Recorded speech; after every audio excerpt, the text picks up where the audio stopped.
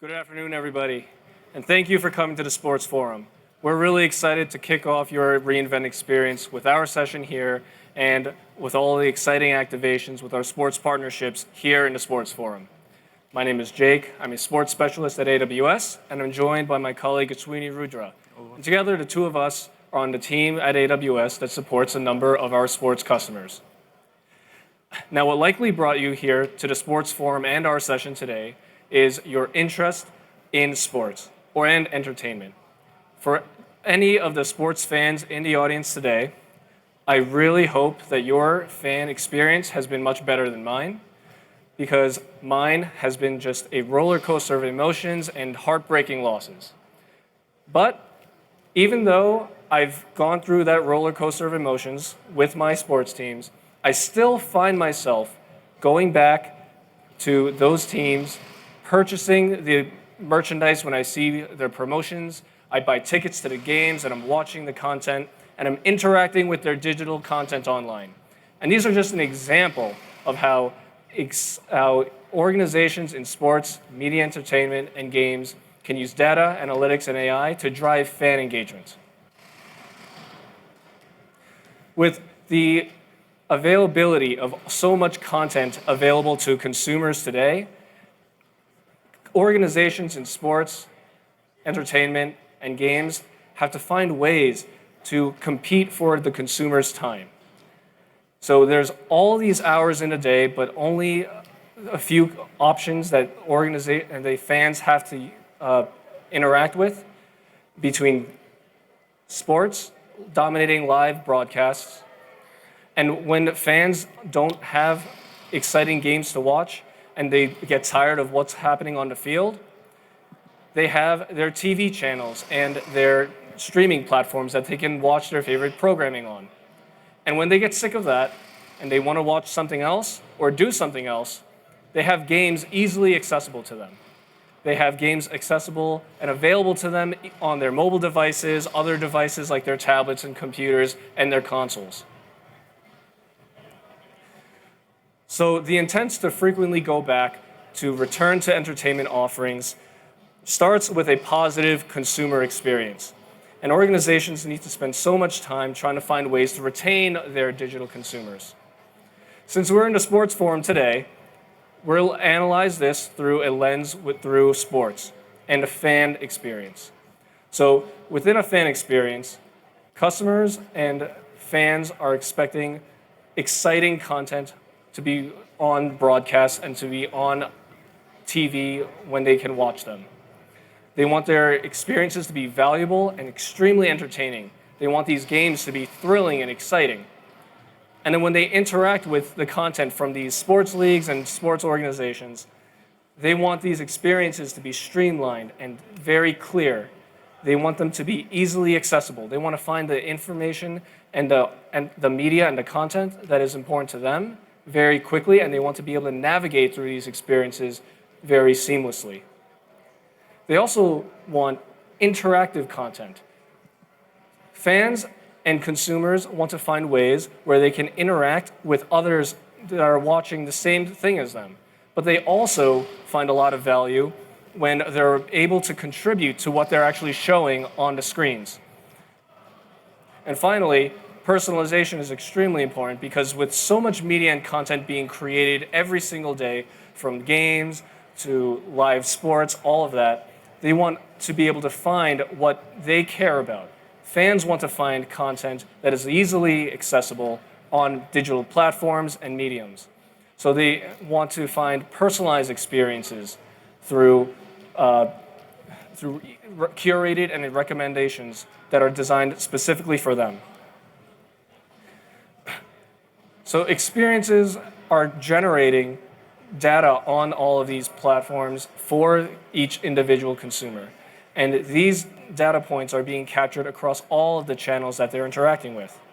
So a fan who purchases a ticket or signs up for an account, creates a profile, they're creating that foundation for that fan profile for an organization to capture. And this is their geographic and their demographic data.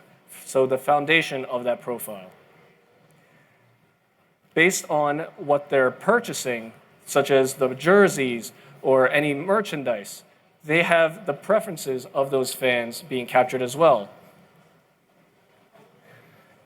And on the digital front, for applications and online sites, user behavior and interactions are also being captured in real time, where numbers of videos and articles that users interact with, how long are they watching, all of that information is being captured and designing the content for these users and enhancing their data profiles.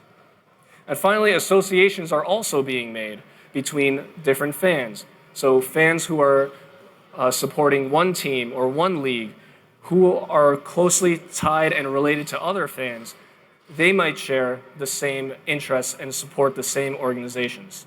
And these are just a few of the examples that data is being captured and all these different domains for building up a fan data profile. And the idea and concept of using data on these fans and profiles is not new.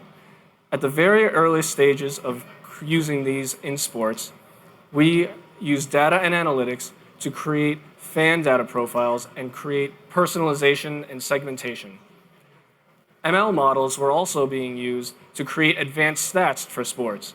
So watching on broadcasts to help understand and become more well-versed in the games that are being shown on TV, help you understand what's actually taking place on the field.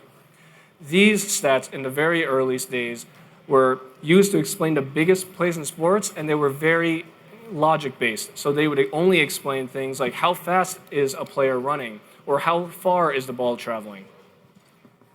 And as capabilities in analytics, data, and AI became more advanced, organizations became more privy to creating new experiences. So advanced stats became more diagnostic and predictive in nature. And these stats were able to be applied on players, but in teams and the different formations that they played against. With the onset of generative AI, media and content became so much faster and accessible. Organizations in sports, media, and entertainment are finding ways to create solutions that help accelerate the process of finding content and putting it online and putting it in front of all their fans and their consumers. And information retrieval became even faster, and the process of solving low-level problems became much faster as well. And as organizations become more comfortable with utilizing AI capabilities, they look to enhance the fan experience and create new things and experiences for fans to enjoy. So personalization that we talked about earlier has become hyper-personalization, or the incorporation of machine learning methods to increase the accuracy and lead to greater and better recommendations for fans. And new experiences and new digital products with AI-powered features are becoming even more commonplace. And lastly, organizations are finding ways to create solutions not just for their own teams, but also for partners and other organizations within their entertainment ecosystem to find ways where they can also improve the fan experience. Today, we'd like to focus primarily on two areas: the fan data platforms that manage all of the data profiles, and also creating new experiences and digital products using AI-powered features. And we look to some of our sports partnerships where we've built similar solutions to gain inspiration on how we can do this across sports, entertainment, media, and games companies. The National Football League, or the NFL, created a unified view of all of their fans using an AWS platform built on all AWS services and partner solutions. This fan platform processes over 90 billion rows of data with over 250 dimensions. And all of these records are refined, resolved, enriched, and standardized into over 70 million fan data profiles stored and managed within Amazon Redshift. And every single day, over 1,000 data feeds are being processed and standardized using Amazon Glue, or AWS Glue, and Amazon Kinesis data streams. The result of creating this data platform for the NFL enabled them to have a better view and understanding of their fans by at least 4 times. And the result of this leads to a 2 to 3 times increase in the opt-in rates, where fans and consumers went into their opt-in for their emails and promotions. Taking a look at how preferences drive personalization, we look towards the Bundesliga, where they personalize their app engagement. So soccer or football is a very personal sport. And between Bundesliga and Bundesliga 2, there are 36 different teams. Between these teams, the Bundesliga determined that on average, a fan supports about 4 different organizations and teams. That's approximately 1.4 million different combinations of fan preferences. And this becomes even more complex as you incorporate factors such as demographics, preferences, and your interactions and behaviors. The Bundesliga uses Amazon Personalized to better analyze and process these different combinations so they can curate better recommendations for articles on their Bundesliga app. And after launching this feature and enhancement onto the Bundesliga app, they saw a 17% increase in the time spent within the app. And users who spent more time in the app, they saw a 67% increase in the number of articles that were opened because of that personalized recommendation system. And out of all the different sessions that users went into, they saw a 32% increase in the sessions where users actually went in and opened different articles. Taking a look at how organizations can create an AI product to create a new fan experience. The PGA Tour created Tourcast and AI commentary, where traditionally, on broadcast, the PGA Tour was only really able to cover about 25% of all players' swings throughout every single tournament. And all 25% of those were limited on that broadcast. The PGA Tour is able to process and manage 53 million different data points every single tournament weekend. And this is all being managed and stored within DynamoDB. And using all of these data points, Amazon Bedrock is being used to create AI-generated commentary for every single shot that is taken throughout a PGA Tour tournament. And this commentary is not only describing the shot based on the data points, but also providing context on what is happening on the field, on the course, and what that shot means for that player within the context of that specific tournament. And as a result of this, the PGA Tour was able to cover 100% of all players' swings on all of their tournaments. And what's incredibly impressive is from the time it takes a player to make their stroke on the course, in less than 10 seconds, that AI-generated commentary and context is created and displayed within Tourcast's AI commentary system. So we've taken a look at how we can use data analytics and AI for a different number of our sports organizations and our customers who have created these innovations. I'm going to invite Ashwini to talk to you about how you can create these using data and analytics services on AWS. Yep. Thanks, Jake. Hi, everyone. My name is Ashwini Rudra, and I'm Principal Solution Architect with AWS. I have almost completed 8 years, 4 months, and 13 days here. I'm giving data because data is very strong point when you're building any architecture, right? And any informed decision you want to take, you need a data, and it brings trust.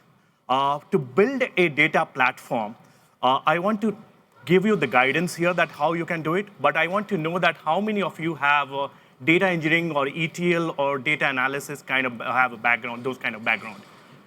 Okay, so what I'm going to do, I'll use to name a lot of AWS services.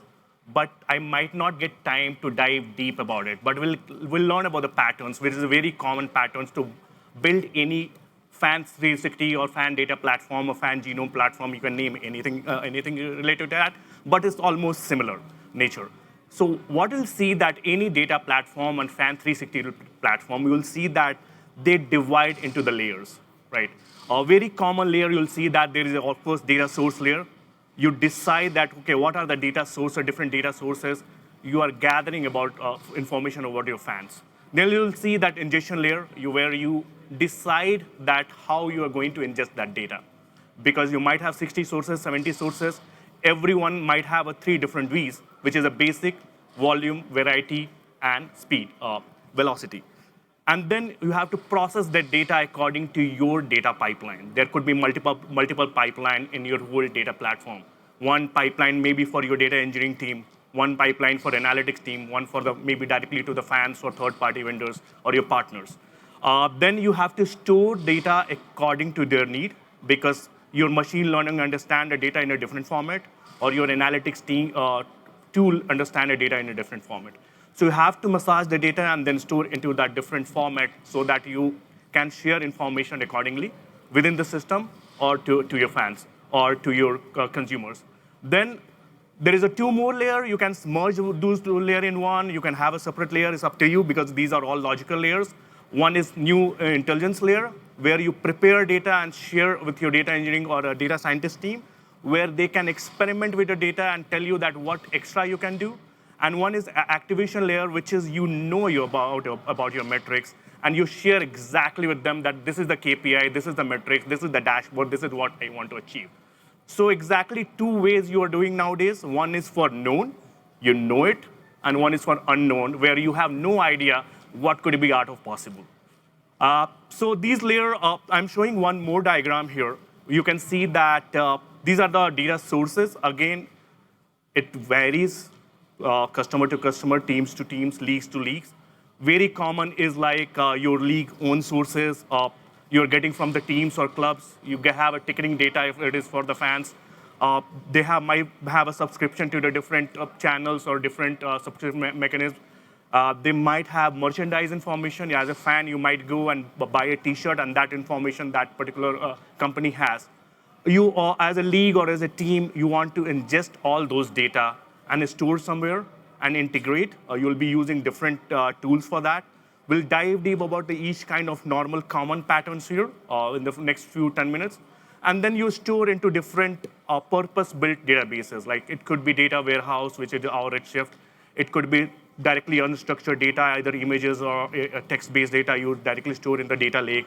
Or you want to transform your data, again, based on three Vs, volume or size or variety, either using AMR or either directly using Glue. And then you make that data aware to your activation layer, and then everyone is here. One thing I want to tell you that you can see that data catalog or governance layer is there, which generally customer use our lake formation or data zone services to govern that data, to make sure that the data lineage and how data is changing, everything is trackable. The same concept I'm sharing here with the different AWS diagram and services. So all these patterns I'll be talking more. So one example is there that you have a data ingestion patterns, and you want to know that, okay, one example, how I have to ingest the data. There could be 60, 70 sources. One common is there that you might have heard about AWS crawler, Glue crawler. What is that? It has more than 60 connections where you can directly connect to those sources and crawl the database and create a data catalog. Others might be your customer exposes your data or your partner exposes your data based on API. You have 3 or 4 options are there. You can use containers, Kubernetes containers, connect with those API, massage the data, get information, basic information, and put it into S3 bucket, which we call raw zone or bronze zone. Multiple nomenclatures are there. You can call it and store it there.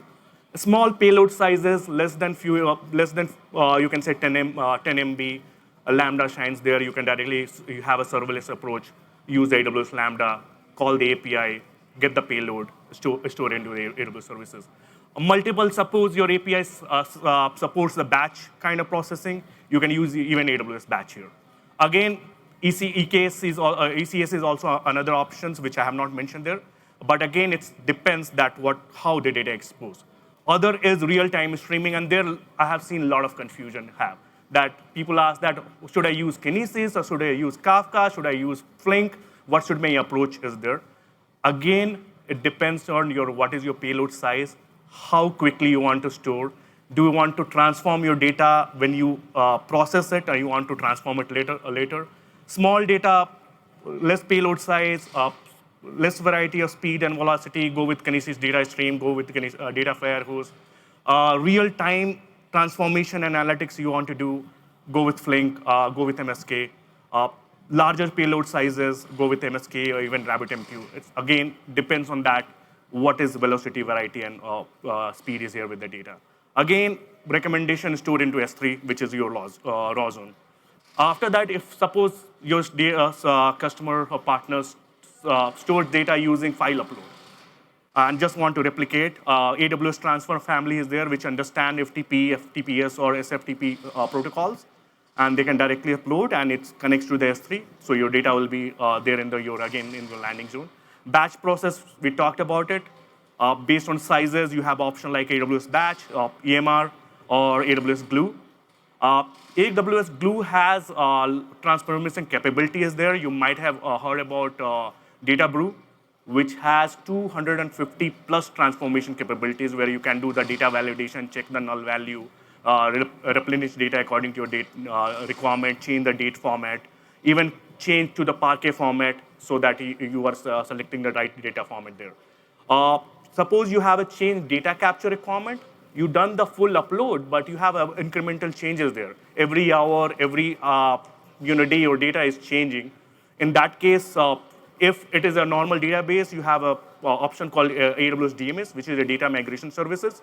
You can replicate your data and also use the change data capture, that how much data has changed, the delta change is there, that only you are replicating in your data zone. There is something called AWS App Flow, which connects to the other sources, like your data is there in the one example, SharePoint, other file storage, or Salesforce.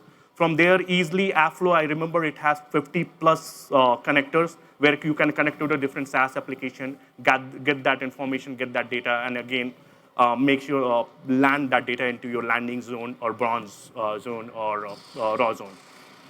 Now your data is there in the landing zone, and that is available. Generally, what people do that they create multiple data pipelines. I'm giving example of one. But again, recommendation is there that work backwards. Two ways. One is working backwards that you know exactly that what your partner or customers or team or marketing or sales team exactly what kind of metrics they want. And you know that, okay, this is how your dashboard is going to look. This is where you're going to store the data. This what exactly KPI you need. And then you build the whole pipeline according to that by deciding that what format, what data format, what cleaning is requirement. If it is the machine learning based, what feature engineering is needed. After that, you expose that data. Other is your transformation ready enrichment data, which you expose to your, again, a data scientist, which is like unknown information. Like you give it to your experimentation team and say that what we can do, what is the art of possible, and then you expose data. That's why you can see that here in the slide you have two zones. One is business transformation ready, and one is analytics ready. And we achieve through that. So most of the common transformation I have seen, and I spoke about the data brew there, which does the transformation. But in pipeline, we have seen very common in identity resolution, and I want to talk about it later. But this is a very common way. Identity resolution means you get the data from multiple sources. You don't know the connection between them because one data is getting from a merchandise team, one is getting for the ticketing information, one is from a team or league, how it's connected to each other about your fans, how those fans are same or different fans, how you realize that. Then you do incremental processing, you do the quality check, the QAC check, that null data transform according to your requirement, Avro, OCR, or Parquet format. So all these transformation you do, fan loyalty scoring is one, fan segmentation is other thing. So these are statistical and mathematical changes. You use AWS SageMaker for those mathematical model run, and then move it to curated zone. Uh, and after that, your data is available for processing, further processing, either through your available through your APIs, through your fans, or through to your applications, or either to your BI team. Then one spoke about the first is identity resolution, that how you realize that these fans are same. So one real world example is saying that suppose I'm a fan and I purchase a ticket and watch a game, right? Same, I went to the other vendor and purchased a T-shirt, which is one of my favorite T-shirt, and then I went to the other app and then look for some video on some article. These information as a team or a league you gathered, right? But how you realize that these three are the same fan or these three are same people? Other is like maybe same person, but a different person, but from the same family or same friend group, so that they are related to the same fan group. So those realization, those identity resolution you do through, normally people used to do through normal checkup. Like if names are matching and address are matching, they realize that maybe it's the same fan. But suppose you are getting these much records in the millions of times, right? Millions of records are there. Running information and matching this tool through normal processing, it takes time. In that case, you have two options. One is through fuzzy logic, you decide and you match. Other based on the machine learning model, you do it. So you have to do the fan profiling there to find the relationship between the fan, and with the confidence you tell that these are the same people or these are the same fans, so that your marketing team or sales team can do the better job to inform your fans that, okay, this is the offer I'm getting, this is the ticket you'll get, these are the loyalty score you have. So better information I want to provide it. So ingest and normalize, generally you ingest the data profile, create a fan profile. Then you try to match it. So you have a fan identity resolution services you can achieve identity resolution using two ways. Either you use AWS entity resolution service, which is a managed service. You don't have to manage the infrastructure. Or either you process into EMR. That is also algorithms are available there. So you do two ways. First is recommendation that always do the deterministic way, like based on matching some rules like a fuzzy logic and achieve that. And either after that run the machine learning algorithm. The reason behind that, some information might be missing and you don't know. So you get a probability that looks like these are fans from the same group or these are two fans are same. And you inform that data, and if you have a confidence rate is high, you merge those fans that with the confidence that these are the same people which you have information, so that you structure as a with the confidence way that you can take an informed decision based on that what you should do with the data. After that, your data is ready for curated zone, and how you expose it for further analysis, right? Everyone is talking about machine learning. Everyone is talking about AI. So we have two options there for that. One is SageMaker, one is Bedrock. For normal machine learning capabilities, suppose you want to do the segmentations, you want to do the binary classification that you should do, which says yes and no. Something like that, you go to the Amazon Machine Learning SageMaker, which is well integrated with S3. Your data is already ready according to that algorithm-aware data format. And then you connect, run your algorithm, get the data, and then store into S3. And that is like curated zone, your data is ready. You might have a multiple pipeline. Other is you want to get a summary of the fan, that this summary is, this fan is loyal fan from past 7 years, and he is a bronze medal, this much points he gathered. Those kind of information you want to get the summarization. You can use Amazon Bedrock, get the summary result, store the data and S3, and expose it to your application and third-party members.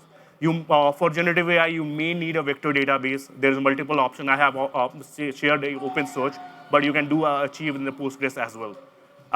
Suppose you want to calculate the relationship between the fan. You may need a graph database. In that case, Amazon Neptune is another choice. Other option, one I want to talk later, but I mentioned here Redshift, which is a data warehouse solution. And most of the time, I'm seeing that customers are getting confused that they should go for the data lake or lake house or data warehouse. And what are the difference between them, and which pattern they should choose. And how they should expose it to BI reporting and clean rooms, right? So when your data is ready, which I'm going to talk later, but when your data is ready, BI option, you can use any BI tools, because it's getting connected to S3. But we have a quick suite, which is AI enabled nowadays. And for ad hoc query, you can use Amazon Athena, where you can just run the SQL-based query and get the result. And people are also sharing with their partners using AWS Cleanroom. So let's talk about next one. That one is the very important architecture decision, that lake house or data warehouse. What should I do, right? So it's a very basic high-level information I'll provide that if you have a very strong data engineering team with the data scientist, then understand the open source model, and they have basic analytics, and you want to experiment with your data, go with the data lake house, right? If you pretty much know that I know what I'm doing for the knowns, this is my metrics, this is my dashboard, and this is this kind of very query aggregation kind of query I want to run, go with a data warehouse situation. So your team had traditional SQL BI skill, right? So a data lake house, generally you use Amazon EMR, and you use either Apache Iceberg and Hoodie. In that way, the question is there that how you achieve transaction and asset property on the data lake. You use Apache Iceberg and Hoodie, and you achieve the asset property there, which provides a transactional approach for you. And data warehouse, it's already there to achieve that goal. But suppose nowadays you want to also experiment, right? You want to share your raw data to your data engineering team, and also achieve the data warehouse capabilities as well, where you want to directly connect to your BI tools. The best thing about AWS is that you can use the hybrid approach. You don't have to worry much that I should use lakehouse approach or I should the data warehouse approach, because Amazon Spectrum runs in the 3 mode, right? Redshift runs in 3 mode. It has a spectrum wherein based on ad hoc you can create infrastructure, pull the data, run the query, get the results, or either serverless mode as well.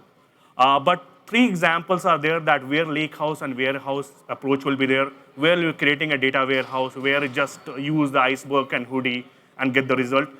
3 examples are there'll be multiple pipelines in your fan infrastructure, but 3 examples is, suppose you are doing some real-time analytics and engagement, Flink shines where run using on the lakehouse.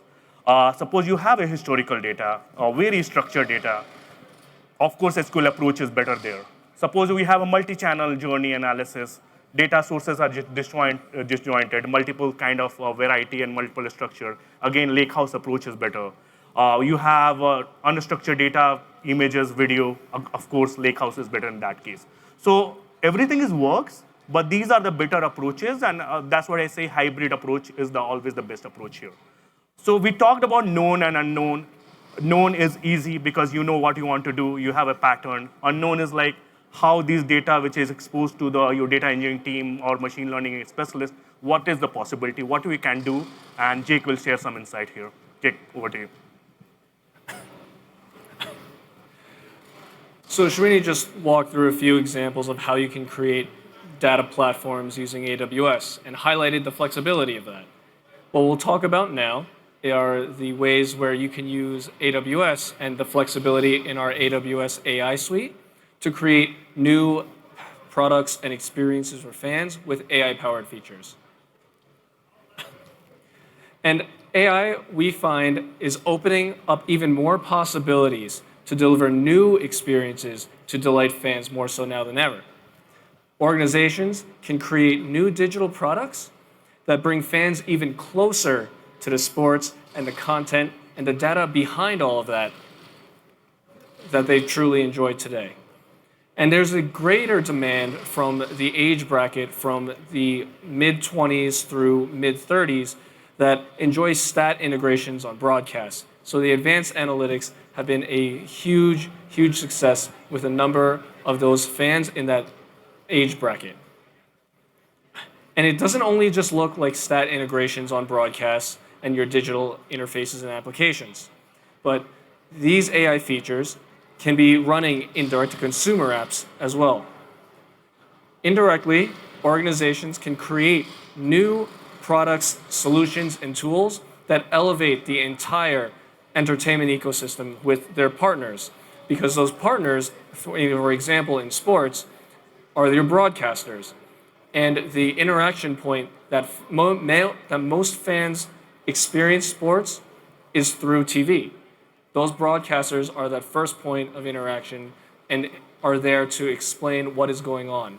And by providing them with tools and solutions that help them explain what's going on and arm them to better talk about all the AI-powered stats, that is directly catering to that age group that highly demands these stat integrations.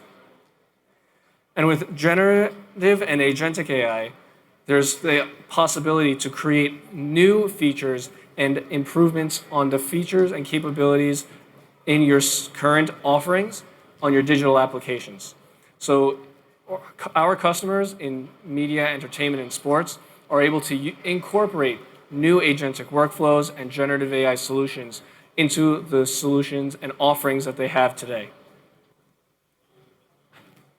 So diving into some of these examples of how AI-powered solutions can create new capabilities on what they already provide today, we start and look at content platforms.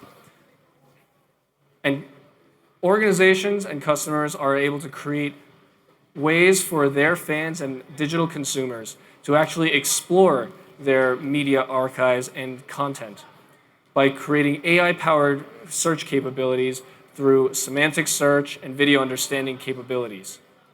And this opens up possibilities and new options for organizations that have large media archives to inject new life into their older content rather than having them sit on the digital shelf with no consumption. And as sports expand across the world and becomes more globalized, the localization and translation of content is more imperative today, more so than ever.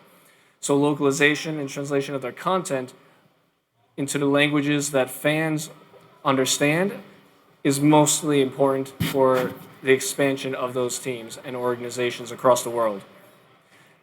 And with so much content being generated, whether it's recordings and video on demand, they want to be able to find the content that they care most about. And by having automated highlights and clipping those highlights from these longer forms of video, it creates a short form experience where they can find highlights very, very quickly. Taking a look at digital products, such as applications for leagues and sports teams or online sites and subscriptions, we talked about personalization and hyper-personalization. So incorporating machine learning methods for hyper-personalization within apps to drive greater recommendations is what customers are looking to do as well. And semantic layers such as chatbots and virtual assistants are providing customers and their fans a way to find information even faster today more than ever. So no longer do fans have to spend so much time navigating their interfaces, but they can quickly ask questions for what they're looking for, such as events that they're looking to attend. And looking at how you can create interactive experiences for your fans, creating ways for fans to contribute content and contribute to the experience that most fans will view on TV is also a great way to drive fan engagement. Because fans want to be able to contribute either generated designs or contributions, whether in the form of contests or other capabilities and contests for them to participate in. And we talked a lot about partner solutions and tools and how they can elevate their entertainment ecosystems with their partners. So looking at sports, we take a look at the broadcasters and how they can prepare for in-game and pre-game analysis with advanced stats and other talking points for them to really highlight throughout the viewing experience for fans. And with the rise of AI agents, they're finding ways to access data, APIs, and other solutions even faster. So how can organizations and customers in media, entertainment, and sports create some of these types of solutions? With the AWS AI stack, we see this as a toolkit for customers to use to build their own solutions. And we see this as a way to provide the infrastructure, the compute, and managed services that help them create new solutions for their fans to enjoy. So taking a look at the infrastructure, AWS provides the compute through different various chips, but we also provide the capability and flexibility to train your own machine learning models through Amazon SageMaker AI, where organizations can build, train, and deploy their own AI and ML models. Taking a look at Amazon Bedrock, where customers can have access to foundation models and their own LLMs, such as Amazon Nova and leading third-party models. And within Amazon Bedrock, they have Amazon Bedrock Agent Core, which allows customers to have access to the full suite and capabilities to create their own AI agents to put into different solutions and experiences. And for those customers who don't want to spend all the time creating new solutions, there are managed solutions as well, such as Amazon QuickSuite, which helps customers find their information and insights even faster than before and automate multiple workflows. So let's take a look at how some of these AI services on the AWS stack can be used to create an agentic AI solution for fan experiences. We'll walk through just an example where we are creating a agentic solution for creating content and generating content based on games that happen within sports. So users and fans will access these through the apps from their phones or their devices. And using Amazon Bedrock Agent Core, customers and organizations are able to create these solutions and using multi-agent architectures. Agent Core Runtime is used to orchestrate and facilitate the different workflows of all these different agents. In this example, we would have one agent performing the data analysis on games, one agent performing an image search within the media library. We have another agent generating content and putting it all together. An Agent Core Runtime helps customers deploy and orchestrate these agents with any framework, such as Strands Agents, LangChain, and LangGraph, and provides the instructions and context for these agents to work together. And these agents share the infrastructure and components for memory management, gateway authentication, and runtime management as well.